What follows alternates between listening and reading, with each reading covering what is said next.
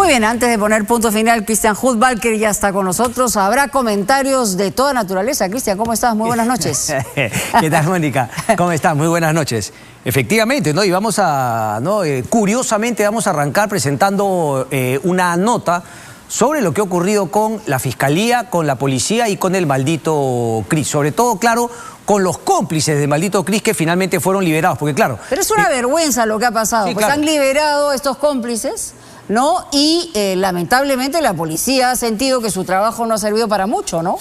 No solamente una vergüenza, ¿no? Sino más bien la preocupación, Mónica, respecto de que un caso tan emblemático que tenía a todos los peruanos curiosamente no unidos, atentos respecto de este tema, muestra que el Ministerio Público, una fiscal, se zurró en la nota, parece que estaba haciendo otras cosas, no le importaba. Sí. En este caso particular queda claro que la policía no tuvo responsabilidad, sino que fuera la Fiscalía, pero creo que nos presenta temas de fondo, Mónica, respecto al sistema en sí.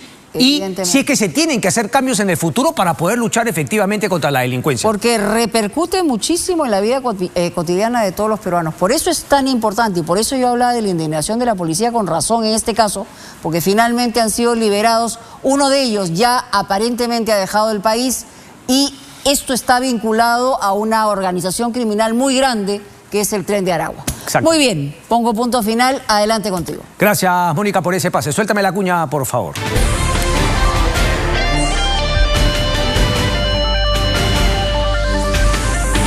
Bien, lo habíamos comentado el día jueves también. Yo hacía un breve comentario cuando presenté la nota de que en Colombia habían detenido a 18 miembros de esta banda criminal, el Tren de Aragua. Habían la mayoría venezolanos, una parte menor colombianos. Y justamente comentaba la necesidad de, al crimen globalizado, internacionalizado, la necesidad de luchar también de manera global, internacional, la cooperación entre los países. Y vemos que, por un lado en Colombia, logran esta captura y aquí en el Perú, el sistema, ojo, el sistema fracasa tremendamente. Ustedes pueden imaginar cómo pueden ser los casos de delitos, digamos, no tan llamativos, no tan mediáticos como fue el asesinato de un serenajo a manos del maldito Cris, robo de celulares, robos en la casa, no, ataques, agresiones, etcétera. ¿Cómo dormirán el sueño de los justos ahí en fiscalías? Repito, en este caso la policía queda bien parada, más no la fiscalía. Pero habría que ser tonto, ¿no?, para preguntarse que respecto a este caso, finalmente se puede generalizar que hay uno bueno y que hay otro malo y que no es el sistema, la falta de recursos, y en este caso, creo que hay que decirlo, porque en este caso no es la falta de recursos, es la conducta de una fiscal de que no le importa un pepino. Señores, el caso más emblemático, el más mediático, no respondía, una hora después respondía un detallito, luego se le envió la información, no la imprimió, no se le pusieron los sellos. Conclusión, los dos cómplices del maldito Cris libres y uno fuera del país. Pero no voy a hablar más, voy a esperar a que ustedes vean la nota para después venir con mis comentarios, porque el mensaje que ha enviado esta fiscal, la fiscalía, repito, el sistema de justicia en su lucha contra la delincuencia, es muy serio, es muy grave. Y luego les voy a decir sin pelos en la lengua cuál es el mensaje que queda para la ciudadanía respecto de esta vergüenza. Vamos a ver la nota que ha preparado nuestra compañera José, María Horna. Vamos con ello. ¿Tu nombre completo? Alvin Daniel Vargas García. ¿Tu edad? 23. ¿Nacionalidad? Venezolano. ¿A qué te dedicas? Taxista. ¿Taxista? ¿Tú conoces a la persona que está batida? No. ¿No la conoces? ¿No tienes ningún vínculo? Solamente por las noticias y eso. Por las noticias, nada más. A pesar que es tu compatriota, no lo conoces. No lo conozco. Alvin Daniel Vargas García fue capturado la tarde que la policía abatió al maldito Cris en un enfrentamiento en el distrito de Los Olivos. Sin embargo, este delincuente, que tiene antecedentes por homicidio por sus vínculos con la organización criminal El Tren de Aragua, fugó impunemente de nuestro país y hoy se encuentra en Chile. Esto después de que la fiscal María del Socorro Abad emitiera una disposición que otorgaba la libertad de Vargas García y de su cómplice, Dani Mercado Andrade. Alvin Daniel Vargas García. ¿Natural de dónde eres? Venezuela. ¿Desde cuánto eres caído? ¿Desde cuándo estoy acá? Desde hace como 5 años. Pero fui para Chile y regresé otra vez. ¿En Chile? ¿Cuánto tiempo estuviste en Chile? 9 meses. 9 meses. Alvin, que ahora se encuentra en Chile, tenemos los indicios para sostener esta afirmación, y Dani, que ha retirado todas las cosas del lugar en que le dijo a la fiscalía tenía el arraigo, y a la policía también, y se hicieron en estas 48 horas las constataciones. Pero seguimos para adelante. Este es un país nuestro, y la Policía Nacional del Perú está al servicio de todos los ciudadanos. Todos tenemos que unirnos para luchar contra esta criminalidad, y necesitamos herramientas muy dinámicas para hacerlo. ¿Por qué estos criminales quedaron en libertad? Esta noche en Latina Noticias revelamos el informe policial que detalla minuto a minuto todas las diligencias previas a la liberación de los cómplices del maldito Cris. ¿En cuántos operativos has sido intervenido tú por la división de homicidio? En 2. ¿En cuál? En el Chaclacayo y... ¿Dónde se celebraba la muerte de Golfita? En esa fiesta. Ya. Y en la de Lurín. En la de Lurín. En la de Lurín. ¿Tu nombre completo? ¿Tu edad? 28. ¿Qué te dedicas? Alvin Vargas García y Dani Mercado Andrade fueron detenidos cuando intentaban escapar del operativo donde se abatió a Christopher Joseph Fuentes González. Según las pericias de criminalística, estos delincuentes también abrieron fuego contra la policía intentando que su cómplice, el maldito Cris, escape del cerco policial. La prueba de absorción atómica dio positivo, y con este resultado se determinó que ambos habrían estado en contacto con las armas que se utilizaron para disparar a los efectivos de la Dirincri. ¿Tú tienes antecedentes penales? No. ¿Policiales? ¿Tú conoces a la persona que está abatida? Visto de persona normal cuando la fiesta y esas cosas normal, pues. ¿Cómo? Cuando la fiesta así que yo venía, porque hoy que lo vi normal y ya. ¿Desde cuándo lo veías en las fiestas? Hoy que lo vi. De acuerdo a las responsabilidades y a la ley orgánica del Ministerio Público, es el fiscal el responsable de toda investigación criminal. En consecuencia, al haberse liberado de una forma irregular a estos 2 detenidos, los cuales definitivamente debieron solicitarle prisión preventiva, por supuesto que existe responsabilidad. Desde el momento de la captura, la policía tiene 48 horas, según ley, para poner a disposición del Ministerio Público a los detenidos, para que así la fiscal a cargo de la investigación pueda presentar el pedido de prisión preventiva o detención preliminar. Con los detenidos a disposición, los investigadores de la División de Homicidios de la Dirincri tenían que agilizar las diligencias porque se vencía, según el plazo de ley, las horas para poner a los detenidos a disposición de la Fiscalía. Por ello, se tenía que establecer comunicación con la fiscal a cargo de la investigación, María del Socorro Abad Tandazo. A las 10:40 de la mañana, según el informe policial que se emitió a la Fiscalía de la Nación, el brigadier Augusto Rodríguez Vidal realizó 3 llamadas a la fiscal Abad, pero como no hubo respuesta, envió los siguientes mensajes. A las 10:43 de la mañana. Doctora, buenos días. Le saluda el suboficial Augusto Rodríguez Vidal de la División de Investigación de Homicidios. Le llamaba para coordinar las diligencias que se va a realizar respecto a la intervención realizada por personal de secuestro. Urge que se comunique con el suscrito. Un minuto después, 10:44 de la mañana. Doctora, el tiempo nos gana y no tenemos fiscal para las diligencias. Tenemos que recepcionar la declaración de los agraviados PNP. A las 10:48 de la mañana, nuevamente, el brigadier Rodríguez intenta comunicarse con la fiscal María Abad. Al no recibir respuesta, se continúa enviando mensajes vía WhatsApp. 10:50 de la mañana. Doctora, le he vuelto a llamar en reiteradas oportunidades y no contesta. 9 minutos después, 10:59 de la mañana.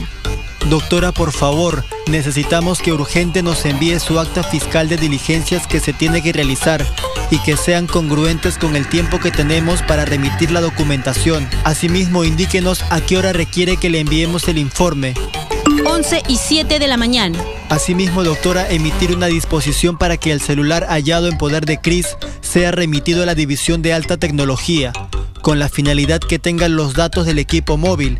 Se le envió una vista fotográfica del rótulo de indicios, evidencias, elementos recogidos en cadena de custodia. A las 11:09 de la mañana, la fiscal María Abad responde: envíeme todos los actuados que tenga con relación a la intervención, acta de detención y demás pertinentes. A mérito del requerimiento de la fiscal a cargo del caso, el suscrito cumplió en enviarle los documentos que se detallan en PDF, cuyos documentos se adjuntarán al presente en copia fotostática. Según consta en el documento al que Latina Noticias tuvo acceso, la fiscal no se presentó a las diligencias que los investigadores de la División de Homicidios de la DIRINCRI realizaron. Toda comunicación fue virtual, a través de mensajes vía WhatsApp. A las 2:18 de la tarde se envió otro mensaje. Doctora, por favor, me urge coordinar diligencias. Una hora después, la fiscal responde: urgente, remitir lo solicitado telefónicamente. Los mensajes vía WhatsApp continuaron el 18 de junio. Según el informe policial, el brigadier Rodríguez envió todos los documentos que la fiscal Abad solicitó: pericias criminalísticas, interrogatorios y actas de reconocimiento. 3:44 de la tarde. Brigadier, traiga el informe con los actuados. Falta el resultado de absorción atómica. Que le entreguen urgente y los trae. A las 4:47 de la tarde del 18 de junio se envió el informe final de la investigación con el resultado de la prueba de absorción atómica positivo. Minutos después, la fiscal Abad confirmó la recepción de este documento. El informe final se envió por WhatsApp una hora antes de que se cumplan las 48 horas determinadas por ley. Según la policía, la comunicación que se obtuvo con el Ministerio Público fue de manera virtual a pedido de la propia fiscal Abad. Las comunicaciones, vías telefónicas y de envío de documentos entre la policía y el Ministerio Público son válidos. Y de acuerdo a esas comunicaciones, vemos de que la policía envió el informe mucho tiempo antes de vencerse el tiempo legal de la detención. En consecuencia, aquí existe responsabilidad de la representante del Ministerio Público. Según la versión del director nacional de investigación criminal, el general Óscar Arriola, la entrega del informe físico fue a las 5:40 de la tarde. Sin embargo, la firma y sello de los documentos demoró y esto originó el desfase de tiempo. Como resultado, los cómplices del maldito Cris quedaron en libertad. En este caso, se debió prever de que eran personas peligrosas para la sociedad. Y en consecuencia, la fiscal debió primero prever el término de la detención. 15 días después de la escandalosa liberación, la fiscal María del Socorro Abad Tandazo fue relevada de sus funciones en la 9ª Fiscalía Provincial Penal Corporativa de Lima Norte.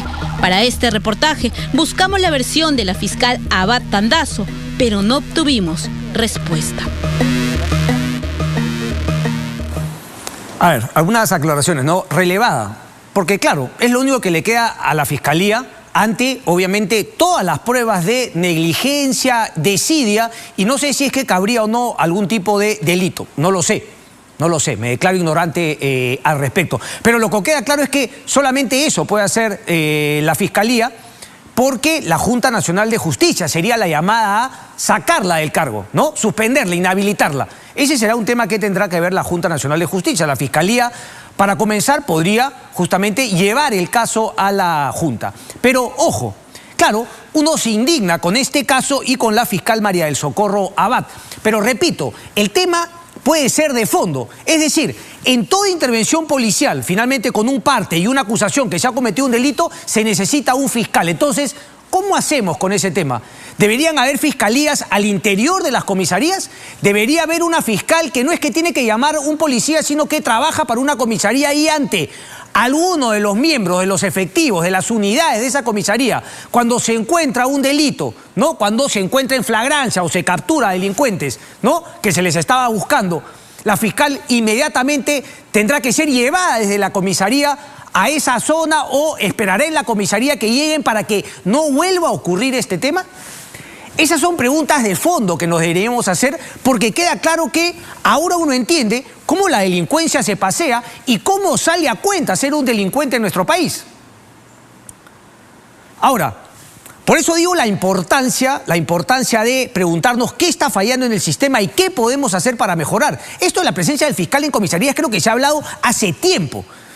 Y nuevamente ya el tema personal de esta fiscal en particular, ¿no? La desidia, no haberse presentado a la diligencia, lo que responde ahí por WhatsApp 1 hora y media después, ¿no?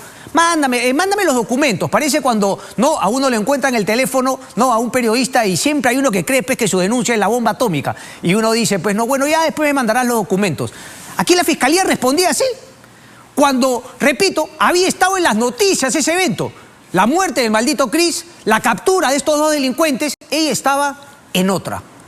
Y aquí quiero entrar porque me parece lo más complicado y lo más grave. ¿Cuál es el mensaje para la ciudadanía?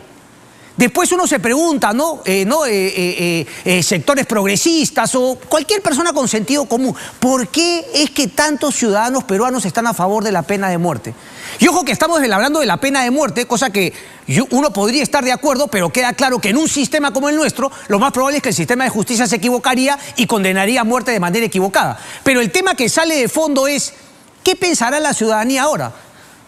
Porque aquí el mensaje es, óiganme bien, señores, señoras, si al maldito Cris no lo mataban, hoy por hoy el maldito Cris estaría libre. ¿Cuál es el mensaje? Pregunto yo. Que la gente diga, bueno, menos mal que lo mataron, porque si no estaría libre.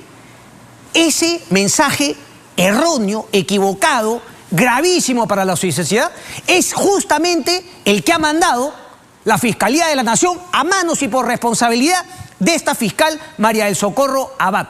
Y el sistema en general, porque repito, el mensaje es, si el maldito Cris no hubiese muerto en esa intervención, hoy el maldito Cris, asesino del Serenazgo, estaría libre y quizá fugado en otro país, como sucedió con este pata que finalmente se fue a Colombia y todavía no se le ha podido traer, que quemó y finalmente murió una pobre chica. ¿Ese es el mensaje? Eso es lo serio del tema. Eso es lo serio del tema. Porque uno podría entender, ¿no? Después que la gente diga, no, pena de muerte. No, si no, finalmente no sistema. Bueno, la pena de muerte sería peor justamente por el sistema que no funciona. Pero más grave aún todavía, la sensación de que, menos mal, que en ese evento el maldito Cris murió, porque si no, estaría libre. Repito, esa lógica gravísima para el tema de nuestra sociedad. A ver, Dina Boluarte, yo voy a insistir con este tema porque, claro, me parece que hablamos otras cosas, pero lo que se le permite hoy por hoy a Dina Boluarte no se le hubiese permitido a Pedro Castillo y creo que anteriormente tampoco se le habría permitido. Hablo justamente desde el punto de vista del Congreso de la República, desde el punto de vista, vamos a llamar, de la oposición. ¿Tienes la nota detrás, por favor? Si es que encuentro la nota. La tenemos, el diario El Comercio, ¿ok? El diario El Comercio, la unidad de investigación, ahí la tenemos atrás. Pónmela porque es importante. Sacó una nota que además, ojo, se suma a lo que ya había sacado hace un tiempo atrás, que era justamente el uso de los prefectos y subprefectos nombrados por el Ministerio del Interior en el gobierno de Dina Boluarte para que todos trabajen en una misma línea, bajo un mismo norte. La seguridad del Perú, no, ¿qué va? La conformación del nuevo partido político que le aloca la idea, sobre todo a Nicanor Boluarte, quien, como he dicho, gobierna en un tándem, digamos, no cortés, sino más bien agresivo, peleador con el premier Alberto Tálora, porque Dina Boluarte lo que quiere es viajar, usar sus trajes, salir a decir, uno podría decir, y sale a decir tonterías, no. Cuando abre la boca la presidenta de la República echa más leña al fuego, no sabe lidiar con absolutamente nada, hay una incapacidad supina. Pero bueno, Dina Boluarte acudió al evento del partido de su hermano Nicanor. Imágenes muestran a la hora presidenta una actividad del 26 de noviembre del 2022 en la que se discutió formación de la agrupación. También asistieron funcionarios. Solamente un detalle, ¿ok? Este diario reveló que Nicanor Boluarte organiza Ciudadanos por el Perú, un partido cuya base son los comités ciudadanos que promovió. Estos comités ciudadanos que se reunían el 26 de noviembre del 2022. Porque la nota que menciona aquí, este diario reveló, es justamente posterior. Cuando yo decía que se presentó la nota de este partido que se quería formar junto con los prefectos. En mayo pasado, al salir un encuentro de Ciudadanos por el Perú, eso fue lo que presentó El Comercio en ese entonces, Nicanor Boluarte dijo que no era vocero de la agrupación política, solo vine a hablar de temas en general. Se están tirando la plata, se están tirando el tiempo del Ejecutivo, se están además tirando a un asesor en la sombra. Es el nuevo Vladimiro Montesinos. Pero es que la verdad es la milanesa. Nuevamente el error de tener un asesor con tanto poder, que forma partidos políticos, que tiene poder de decisión, que tiene acceso a dinero y ni siquiera tiene un cargo nombrado. Es ahí un alma libre que va volando. Solamente para terminar este tema, ¿no? Ciudadanos por el Perú se llama el tema. Para terminar, dice, la Presidenta de la República informó que la mandataria asistió al evento para agradecer a los comités. Entiendo, ¿no? Esto fue, ojo, antes de ser Presidenta de la República. También señaló que la jefa de Estado desconoce si algunos asistentes fueron nombrados o contratados con los programas del ministerio. Porque la nota también menciona que gente que fue a ese evento luego consiguió contratos con el MIDIS. ¿De qué estamos hablando? O sea, todo un aparato para financiar la agrupación de un partido político. Además, se les da contratos en diversas entidades del Estado. ¿Me decía José? El tiempo. Ya, ok. Solamente para terminar. Esto, el otro día ha generado una molestia, ¿no? En algunos colegas. Bueno, la revista Caretas sacó efectivamente una nota la semana pasada que hablaba sobre estas disputas entre el entorno de Nicanor Boluarte y el entorno de Alberto Otárola, que aquí yo lo había justamente comentado. Mi único tema es este, ¿ok? Nadie se me resienta, me han dicho que, no, pero tú eres periodista de opinión. Bueno, solamente espero que el periodismo de opinión esté un nivel por encima del periodismo de conversación. Columnista, ¿cuál es la nota? No se me piquen. Lo que uno tiene que buscar es que justamente, digamos, presentar el bosque y no solamente los árboles. La nota que menciona Caretas y yo trato de comunicar es que hay que tener cuidado hoy por hoy con esta pelea. Porque lo que va a buscar Nicanor Boluarte y la que va a buscar Alberto Otárola es soltarte información para justamente chancar. Y no está mal que tú cojas la información y la hagas pública siempre y cuando vas a mostrar el bosque y no solamente el árbol. Y el árbol es que efectivamente tanto Boluarte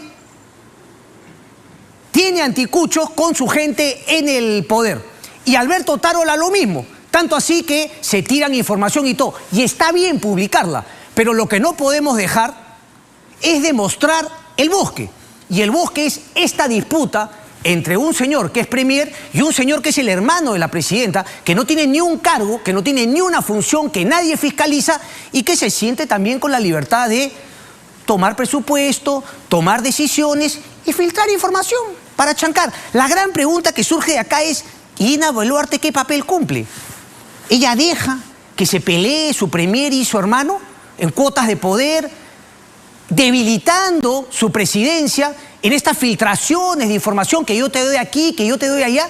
Repito, ¿qué papel cumple Dina Boluarte?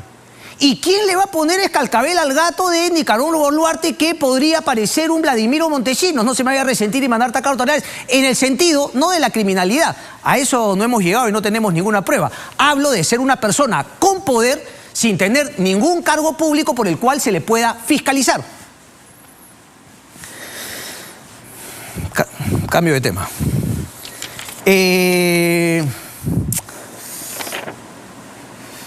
No, ponme la notita. Esta es una buena noticia también, ¿no? Tenemos que mencionarlo también en la economía. Las razones no las sé, habrá que analizarlas posteriormente, pero ojalá que sea la tendencia. Hablo de una noticia rápidamente que es la caída de la inflación, es decir, los precios. Así como yo soy duro en criticar cuando la economía, esa es una realidad. Tendríamos que averiguar por qué ha ocurrido esto y si es que estamos hablando de una tendencia generalizada. Ojalá sea así. Lo otro es, obviamente, que se ha movido el cotarro, ¿no? Se ha movido el gallinero con la nota que sacamos el domingo, sobre todo la del domingo, ¿no? Y después, obviamente, había que mostrar toda la documentación y la hicimos pública. Y a partir de ahí, claro, como dice una columna ahora, no te cuento un cuento, pero hay que contar el cuento completo, ¿no? Y no solamente la parte del cuento que a uno le conviene. Y claro, fue curioso el silencio absoluto hasta que cuando sale la otra parte empiezan justamente las elucubraciones y el control de daños. ¿Cómo hago finalmente? Solamente una, ¿no? Porque yo a Ángel le tengo mucho respeto, pero hay que poner las cosas claras, ¿no? Para que 4 o 5 días en portada de un diario no se vaya a confundir pues con el tema de fondo, ¿no? El tema de fondo que también en una columna, digamos, la principal responsable está también tratando de elucubrar. Muéstrame, por favor, lo que apareció en el diario La República y que otros también justamente en esa guerra, ¿no? En esa guerra de represalias en donde se pierde, ¿no? Como dijo Napoleón, la primera víctima de la guerra, la verdad. Y claro, uno trata de, pero una cosa es la opinión, tu postura, y una cosa son los hechos. Y los hechos es que en el 2018 el fiscal de lavado de activos, Wilson Salazar Reque, no solicitó a la DEA las grabaciones de las operaciones contra Fidel y Joaquín Ramírez. No, señor. Y lo saben, y lo saben. Lo que solicitó el fiscal Wilson Salazar Reque fue lo siguiente, por favor, José, si tenemos la nota de un documento oficial del Ministerio Público. Lo que pidió el fiscal Salazar Reque fue que se sirva a remitir el audio y o video o copia del mismo, donde la persona de Joaquín Ramírez Gamarra admite haber recibido 15 millones de dólares de la señora Keiko Sofía Fujimori Iguchi, con la finalidad de efectuar el lavado de dicho dinero en la adquisición de grifos. Por favor, pueden hacer el control de daños todo lo que sea necesario, pero con los hechos no, pues. Eso no fue lo que pidió el fiscal. Y claro, de ahí puede surgir, como dice la pregunta, ¿no? Bueno, ¿y ese audio existirá o no existirá? Jesús Vázquez parece que a partir de mañana tiene una columna de opinión. No, un hombre de una credibilidad tremenda. Creo que va a empezar a tener una columna en el diario de La República a partir de mañana. No, si es un hombre, la verdad, caray, hay que escucharlo contundentemente. No, solamente un tema final, porque aquí es a donde yo voy, más allá de todo lo que se ha dicho. Le vamos en verdad dejar la pelota dando bote en el área chica a políticos que no les gusta la prensa, porque obviamente se les expone. Pero si es que nosotros no aplicamos esa famosa palabrita de la autorregulación, discúlpeme por el término, pero estamos jodidos. Y le vamos a dar con toda razón la excusa a esos políticos que no les gusta la libertad de prensa. Porque si nosotros no nos corregimos, si nosotros no reconocemos ningún error, estamos fregados. Y así va a seguir. Y claro, lo más triste va a ser que si nosotros no nos corregimos, si nos autorregulamos, el nivel de personas que le va a querer poner cortapisas a la libertad de expresión, a la libertad de prensa, va a ser obviamente, ¿no?, lo graneadito que tenemos en el Congreso de la República y quizá en otros congresos que vayan a venir, porque sabemos que el problema también son los partidos políticos, en su mayoría, ¿no? Nunca vamos a generalizar.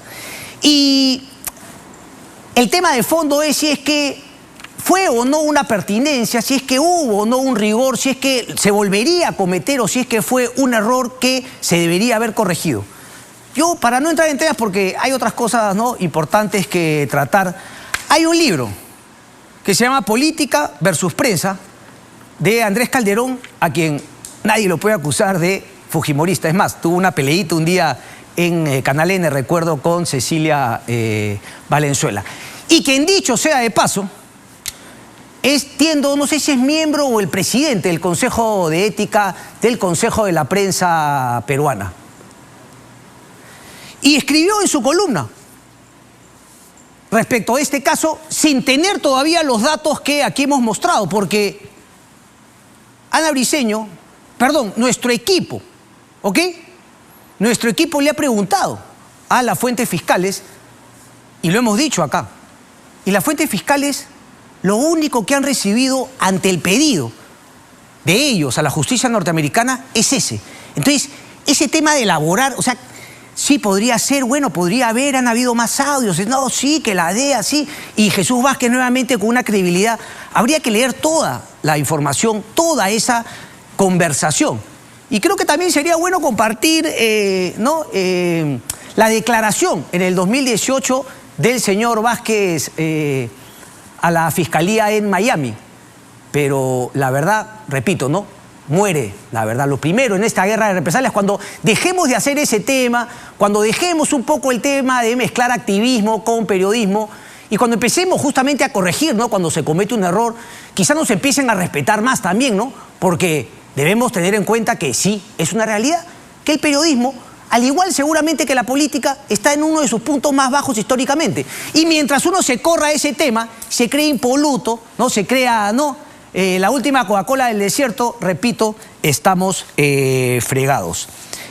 Solamente para terminar, lean esta nota porque aquí claramente queda mostrado que eso del acuerdo con Univisión, Gerardo Reyes no le quiso dar la entrevista a Andrés Calderón cuando justamente le tocó ese tema, si es que efectivamente había un acuerdo. Imagino que si un acuerdo podría estar escrito, firmado, algún acuerdo de cooperación. También cómo se le corrieron todos los responsables de la nota en unas entrevistas que él quiso hacer. Y termina finalmente adelantando opinión de lo que sería un cuestionamiento ante el Consejo de la Prensa Peruana, si es que se llevase hasta esa instancia, lo que justamente fue ese reportaje sin ningún rigor y que, así como ellos dicen, habrá un video, existirá el audio, uno podría preguntarse, ¿fue efectivamente un operativo político? Bueno, si se trata de dejar preguntas en el aire, ya que cada uno chape su respuesta. Lean la nota, por favor, porque ahí dice claramente, y es comentario de Andrés Calderón, para no decir lo que yo pienso, sino lo que opina, ¿no?, el miembro del Consejo de Ética de la prensa peruana. Adriana Tudela, congresista de la República de Avanza País, está con nosotros justamente para hablar del tema de fondo, la elección de la mesa directiva. Adriana, ¿cómo estás? ¿Qué tal? Adelante, por favor. Gracias. A ver, ¿tiene posición Avanza País partidaria? Y si no la tiene, te pregunto la tuya, congresista, por favor. Perfecto. La mesa directiva. Bueno, todavía no hay nada muy definido, ¿no? Recién se están iniciando las rondas de diálogo, todavía tenemos más o menos un mes por delante, entonces creemos que todavía tenemos que evaluar las distintas alternativas. ¿Te parece que se apresura también Perú Libre y, claro, crea algún tipo de condicionamiento al resto de bancadas? Bueno, yo creo que Valdemar Cerrón ya ha sido elegido como el candidato de Perú Libre a la mesa, pero nuevamente todavía se tienen que llevar a cabo distintas rondas de diálogo, hablar con las distintas bancadas, hay 13 bancadas, pero lo que sí creo que es importante, digamos, tener claro es que la correlación de fuerzas dentro del Congreso ha cambiado, ¿no? Entonces, frente a esta coalición, a este pacto que se ha formado con la facción de los niños de Acción Popular y la izquierda, sí es una posibilidad que se está evaluando desde el bloque de oposición, la posibilidad de que haya algún congresista de izquierda en la fórmula que finalmente terminemos planteando, aunque todavía no hay nada, digamos, definido ni certero, ¿no? Ok, hazme ese análisis, por favor, ¿no? un poquito más profundo de cómo se ha cambiado la correlación de fuerzas en mención a estos niños y por qué habría justamente cambiado. Uno podría imaginar que fue parte de, digamos, ¿no?, el blindaje a los niños que ahora los lleva a trabajar en pared y a deberles una a este bloque de izquierda que, de alguna manera, hoy por hoy parece encabezar Perú Libre y Valdemar Cerrón. Sí, bueno, Acción Popular en realidad siempre fue, digamos, la bancada que definía un poco el equilibrio dentro del Congreso, ¿no? El fiel de la balanza dentro del Congreso siempre terminaba siendo Acción Popular. Sin embargo, siempre tuvieron una posición bastante ambigua frente al gobierno de Pedro Castillo y, digamos, esa situación se ha terminado sincerando hoy cuando vemos, no solamente en cuanto al caso de los niños, sino en una serie de votaciones, que ya hay, digamos, una coalición clara de esa facción de los niños dentro de Acción Popular con la izquierda. Digamos, hay distintas votaciones que Pero se dan podemos en plantear bloque. entonces, de acuerdo a su análisis, que Acción Popular está partido en los niños y los no niños, o no necesariamente en algunas cosas. En algunas cosas no, y digamos, salvo algunos elementos de esa bancada, y ya ellos han logrado formar una mayoría dentro de esa bancada que está jugando, digamos, con la izquierda dentro del Congreso. Entonces, eso es algo que ha cambiado el escenario en relación a cómo había venido funcionando la correlación de fuerzas en el Congreso en años pasados. Entonces, frente a esa realidad es que estamos evaluando alternativas, porque frente a la posibilidad de que el Congreso esté controlado por esta facción de los niños de Acción Popular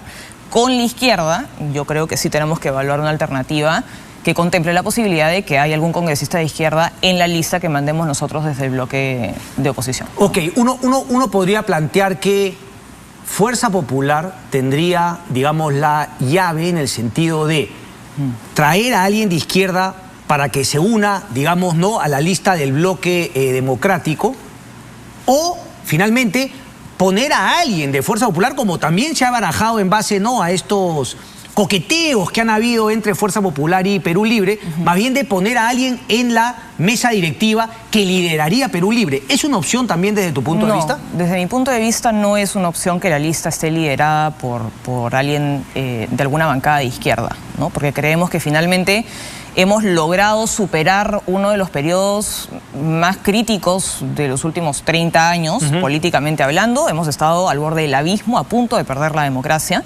Y creo que la dirección del Congreso tiene que estar en manos de un congresista que tenga credenciales democráticas impecables, ¿no?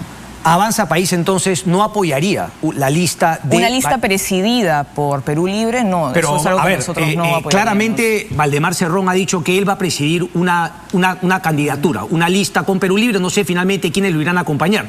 Bueno, eso no lo sé, porque todavía falta muchísimo, pero nuevamente nosotros... Pero ellos ya han definido, perdón, que... Él es el candidato de Perú Libre y entiendo que esa decisión ya está tomada. Ok, pero entonces... luego, si es que ellos van a liderar una lista o van a integrar una lista, es algo que se tendrá que ir definiendo con el pasar de los días, que todavía, digamos, tenemos varios días por delante. La condición clara por la que ustedes no votarían por una lista de Valdemar Cerrón, que ya ha adelantado, sería que él la presida. Si estuviese en otro puesto en la mesa directiva y no fuese alguien de izquierda quien la preside, sí podrían apoyar.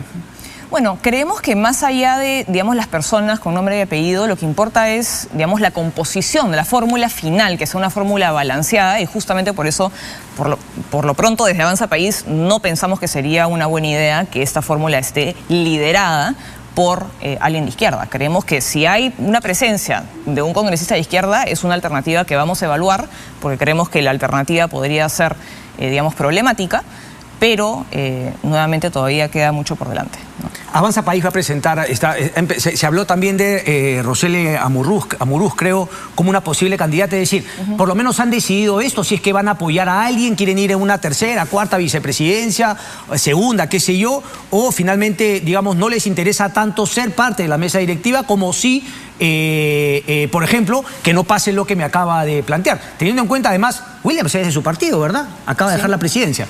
Ya estuvieron en la mesa directiva y con la presidencia. Así es. Bueno, Roseli Amuruz, como tú mencionas, ha manifestado la intención de ser nuestra candidata. Yo creo que sería una buena candidata. Todavía no hemos tomado ningún acuerdo formal en Avanza País respecto a esto, ¿no? ¿Cómo evalúas el trabajo de José Williams como presidente del Congreso? Yo creo que si hacemos un balance, este balance es positivo. Yo creo que ha sido una buena gestión. Creo que se han tomado las decisiones difíciles que se tenían que tomar en el momento en que tenían que ser tomadas, y finalmente han sido esas decisiones en gran medida las que han determinado que no caigamos por el abismo y perdamos la democracia, y que a veces puede sonar un poco exagerado, pero lo cierto es que el 7 de diciembre estuvimos a punto de perder la democracia. Y son las decisiones que se tomaron desde la mesa directiva las que en gran medida determinaron que mantengamos la estabilidad democrática y que mantengamos el Estado de Derecho. Entonces, yo creo que pueden surgir muchas críticas sobre, digamos, acusaciones o casos de congresistas que han surgido a lo largo de los últimos meses, pero creo que con el pasar del tiempo creo que vamos a ir tomando un poco más de perspectiva, y creo que finalmente ha sido fundamental las decisiones que se tomaron desde la mesa directiva para, con lo catastrófico que pudo terminar todo, salir bien parados. ¿Por qué entonces cree usted, congresista, que se sigue deteriorando un poco la imagen del Congreso? Entonces, digamos, ¿cómo compaginar, ¿no? ¿Cómo armonizar lo que me plantea con, por ejemplo, no sé, las últimas leyes que se han zancado, el blindaje a los denominados mochasueldos, etcétera? ¿Cómo compaginar eso? Decir, bueno, ha hecho una buena chamba, pero mira todo lo que ha ocurrido. Y finalmente el deterioro continúa en la legitimidad en la aprobación del Congreso de la República. Yo creo que eso, digamos, que se hayan tomado malas decisiones en el Congreso no excluye o no es incompatible con el hecho de que yo crea que la gestión del general Williams haya sido buena, porque finalmente sí, son los votos, si se han claro. tomado, digamos, son los votos, ¿no? Y se han aprobado leyes muy malas, como la que se aprobó respecto a la contratación de profesores que no han pasado por ningún tipo de evaluación, pero que finalmente, digamos, son responsabilidad de quienes votan a favor de la ley y las decisiones se toman por mayoría, y no creo que eso necesariamente, digamos, pueda ser achacado a la gestión de la mesa directiva. Sino en la calidad de los congresistas de que hoy componen el Congreso de la República. Sí, por supuesto, creo que la calidad y muchas veces las malas decisiones que se toman desde el Congreso. Yo le quería preguntar por algunas leyes, ¿no?, en particular. Por ejemplo, en la elección del defensor del pueblo, ¿cuál fue su voto? Esa pregunta, concretamente. ¿Votó a favor del actual defensor del pueblo? No. Desde mi bancada votamos en contra de Josué Gutiérrez como candidato a la Defensoría del Pueblo, y de hecho esa es una decisión mala que creo que se ha tomado desde el Congreso de la República. ¿En el tema de la colaboración eficaz? En el tema de la colaboración eficaz hemos votado a favor. ¿Por qué? Creemos que es perfectamente razonable imponer plazos razonables de tiempo para que la Fiscalía pueda corroborar los testimonios que brinda un colaborador eficaz. La colaboración eficaz, como su nombre lo dice, tiene que ser eficaz. Si un colaborador se acoge a esta figura y otorga testimonios o pruebas que no pueden ser corroboradas en 1 año, 2 años, 3 años, 4 años, de repente ese colaborador no es tan eficaz. Ok, pero ¿cuánto finalmente ha sido el plazo que han puesto? Entiendo que 1 año máximo, incluida la ampliación. 1 año, y para delitos más complejos, 1 año y medio. Entonces, si un colaborador 1 año y medio eficaz en total, es decir, con un pedido de ampliación, ¿o hay un pedido de ampliación posible? No, con la ampliación sería 1 año y medio para delitos complejos como máximo, y 1 año para delitos comunes. Porque si una persona que se quiere acoger a la colaboración eficaz brinda información o testimonios que no pueden ser corroborados por la Fiscalía en más de 1 año y medio, pues de repente esa persona no debería acogerse a una figura como la colaboración eficaz. Y sí me gustaría hacer una precisión, ¿no? Marcelo Odebrecht, que creo yo, digamos, es la máxima cabeza en el caso Lava Jato, fue imputado por el caso Lava Jato en Brasil y condenado en el plazo de 1 año. Se acogió a una colaboración eficaz. Se redujo su pena y el señor ya cumplió con su condena. En este lapso de tiempo se acogió a la colaboración eficaz y el juicio y su condena, digamos, sucedió en un plazo de tiempo razonable. Acá, ¿qué ha pasado en todo este tiempo? Absolutamente nada. Lamentablemente, la colaboración eficaz se ha utilizado mal y además ha servido como una herramienta de impunidad en algunos casos. Ok, pero el hecho de que se haya manejado mal, es decir, el hecho de que hayan los fiscales, y acá yo soy bastante crítico y conozco bien el tema, no significa que la colaboración en sí tenga que reducirse. O mejor se lo planteo. No, en absoluto. La colaboración no tiene que reducirse. Pero los plazos en los cuales uno puede, digamos, llevar a cabo esta colaboración, pero congresista, el tema tienen sería que ser razonables y sí me gustaría hacer acá una precisión, ¿no? Mientras más amplios son los plazos, la persona que se acoge a la colaboración eficaz, digamos, puede ir soltando esta información de a puchitos, de a poquitos, porque finalmente va a extender lo máximo posible. Déjeme hacerle la pregunta ahora. Si acortamos los plazos, el incentivo que se tiene es de dar toda la información. Me queda claro su punto, pero y eso ayuda a la Fiscalía. Me parece que están mirando solamente una visión en base efectivamente al mal uso, ¿no?, negligente, nefasto que ha hecho el equipo Lava Jato. Justamente lo que te estoy diciendo es que no solamente es en base a que se ha venido usando mal, sino es en base a los incentivos que se generan cuando tienes plazos demasiado extensos versus los incentivos que se generan cuando los plazos son más acotados. Correcto, entonces un mal trabajo fiscal que finalmente no se le aprieta a la persona que pretende hacer colaboración eficaz. Pero la otra parte de la moneda, la otra cara de la moneda, justamente, ¿qué tanto la Fiscalía está en posibilidades? Es decir, hablamos de recursos, sabemos que es un ministerio público limitado. Yo estaría de acuerdo con lo que ustedes han planteado si esto vendría también con una asignación mayor de recursos para que no sea un argumento que parece ustedes no han tomado en cuenta, que es el tema de no tenemos gente, no tenemos personal, no tenemos equipo, no tenemos dinero, tenemos que hacer peritaje, ¿a quién le pedimos? Nadie me da plata. Entonces, yo estoy de acuerdo con esa parte porque yo he sido crítico, pero me parece que han dejado el otro lado, digamos, el otro tema de lado, la incapacidad por falta de recursos del Ministerio Público. ¿No tendría que haber venido este pedido de reducir el plazo con mayor presupuesto? Bueno, eso no depende del Congreso de la República, y si hay alguna deficiencia en el presupuesto, pues eso se tendrá que consignar en la siguiente ley de presupuesto que vamos a debatir en noviembre. Okay, pero no porque pero le no tienes que dar haya la herramienta. Que no necesariamente. creo que se tiene que debatir en la ley de presupuesto, eso es una función, finalmente el Ejecutivo tiene que acompañarnos en eso, no es una decisión que el Congreso pueda tomar unilateralmente. La ley de presupuesto la aprobamos, nos la manda el Ejecutivo. Nosotros no podemos decidir, digamos, cuánto presupuesto le asignamos unilateralmente. Pero es un trabajo que se hace al Ministerio Público a preguntar qué necesitan, qué carencias hay. En coordinación con el Ejecutivo, y eso es algo que perfectamente se va a poder manejar en noviembre. Pero no por eso vamos a dejar de dictar leyes que son necesarias. Y finalmente, la colaboración eficaz es una herramienta que tiene el Ministerio Público para poder perseguir el delito. Entonces, si nos están diciendo que el Ministerio Público no puede perseguir el delito si no cuenta con esta herramienta, además con plazos poco razonables y demasiado extensos, pues entonces hay que evaluar un poco cómo se está llevando a cabo el trabajo del Ministerio Público. Me parecería que es claro que finalmente hay una falta de recursos y de profesionalismo en el Ministerio Público. Ya que me habla de la Comisión de Presupuesto, ¿se siente cómoda, congresista, de que José Luna de Podemos la tenga desde el inicio y entiendo quiera perpetuarse en el manejo de la Comisión de Presupuesto? ¿No le parece ahí que, como dicen finalmente, no, la alternancia también es buena en este tipo de cosas? Sí, bueno, yo esperaría que la Comisión de Presupuesto en la siguiente legislatura deje de estar en manos. Sí, pero seamos honestos, lo más probable es que José Luna vaya a negociar justamente sus votos a cambio de mantener presupuesto. Eso a mí me parece que roza con lo delincuencial. Con lo delincuencial. De Pepe Luna, por manejar. Me doy mis votos a cambio de déjame el tema de presupuesto. ¿Por qué no habría una oposición de cambiar el tema del presupuesto y por qué mantenerlo en un solo partido? Bueno, es que eso justamente... Y cuando he dicho delincuencial, hablo justamente por la investigación que tiene el señor Luna. Y eso era justamente lo que te está diciendo. Hay una mala costumbre desde el Congreso de, digamos, una vez que nos llega la ley de presupuesto, empezar con el cabildeo y mover las partidas y usarla, digamos, para negociar. Y eso no debería ser así. Finalmente, el Congreso tiene que aprobar la ley del presupuesto que nos manda el Ejecutivo, sí, y tenemos que fiscalizar que esté bien hecha.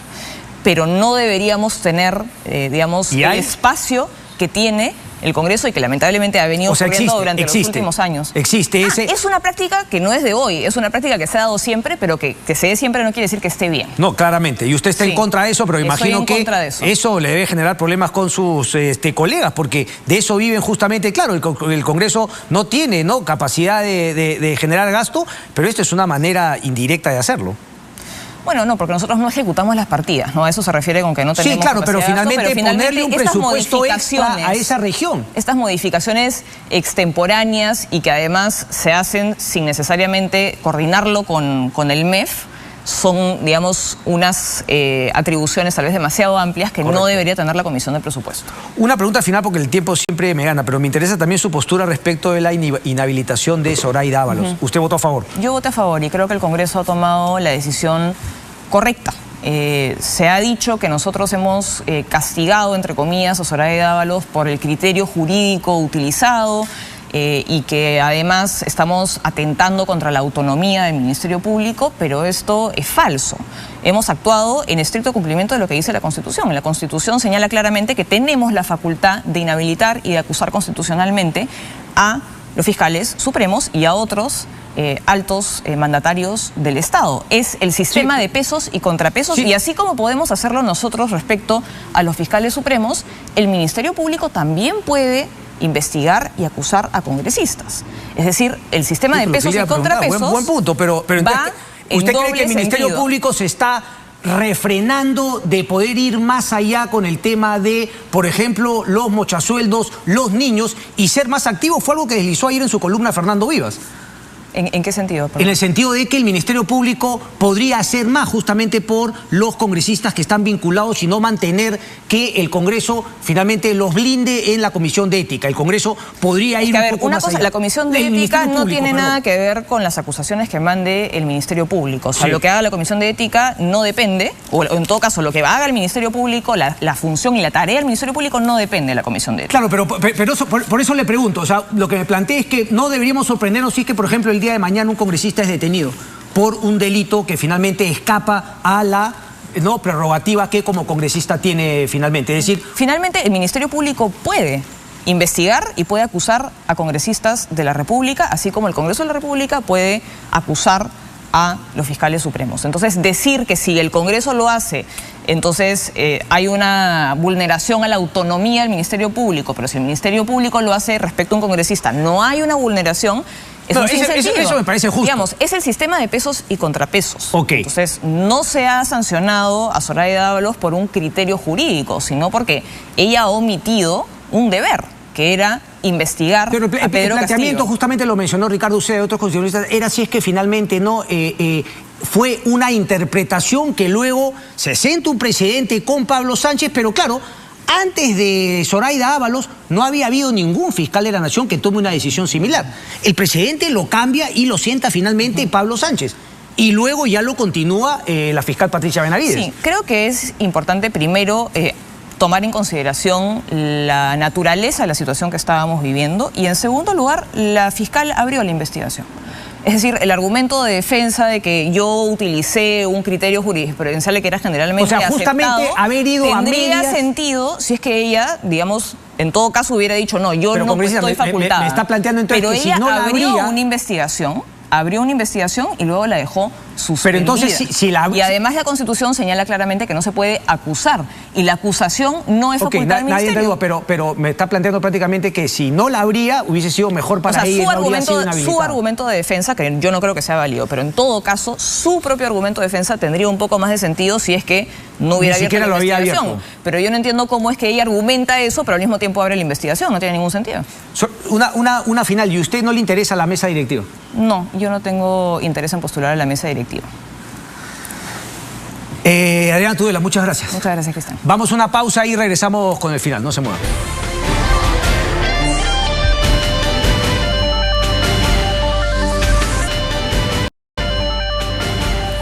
Bien, 11 en punto de la noche, puntualísimo. Nos vamos, se queda con Latina Deportes, conmigo hasta el día martes. Chau, chau, gracias.